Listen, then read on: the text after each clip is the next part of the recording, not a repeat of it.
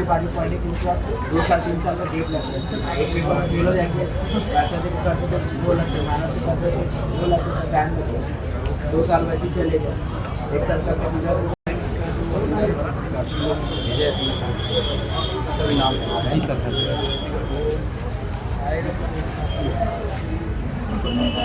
अभी तो मुझे कोई किसी ने एकदम स्पष्ट आश्वासन नहीं दिया है। हमने अपनी बातें रखी है, उन्होंने सुनी है, निर्णय करके बताएंगे।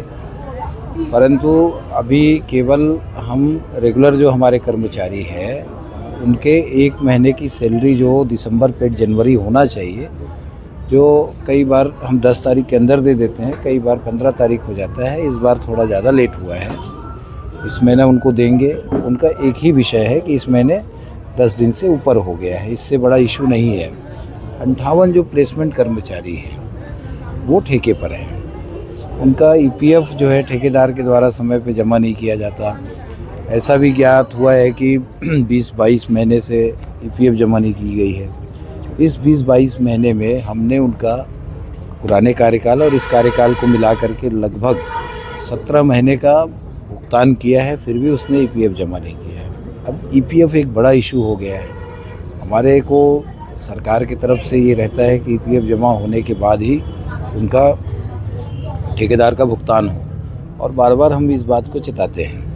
तो ये जो विषय हमारे सामने रख रहे हैं कर्मचारी, वो अपने ठेकेदार के पास रखते तो ज़्यादा बेहतर था, और उनसे हमने एक ही बात का आग्रह किया है। ठीक है, फिर भी हम जिम्मेदारियों से अलग नहीं हैं, कभी हमारे तरफ से भी विलम्ब होता है, परंतु स्ट्राइक पे जाने के पहले कभी भी संवाद होनी चाहिए, बातचीत होनी चाहिए। आप संवेदनशील सफाई जैसे मामले में बिना एक कागज़ आप शुक्रवार को शाम को दे दे, शनिवार रविवार छुट्टी और सोमवार सुबह आप हड़ताल पर है, तो ये थोड़ा सा व्यवहारिक चीज़ें नहीं है। इसके लिए टेबल टॉक होनी चाहिए थी, चाहे कमिश्नर के साथ हो चाहे हम लोगों के साथ हो, और बातचीत में फिर जो भी समय बनता है हमारी समस्या को भी समझनी पड़ेगी और उनकी समस्या को भी समझनी पड़ेगी।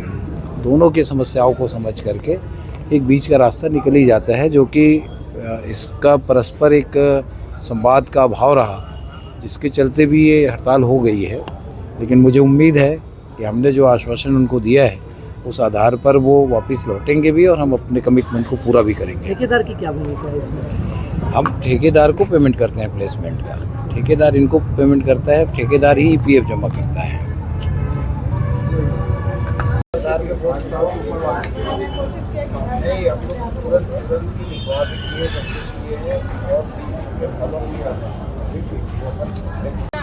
हमारे लिए तो हमारे नान गाँव के सीएम हो भैया।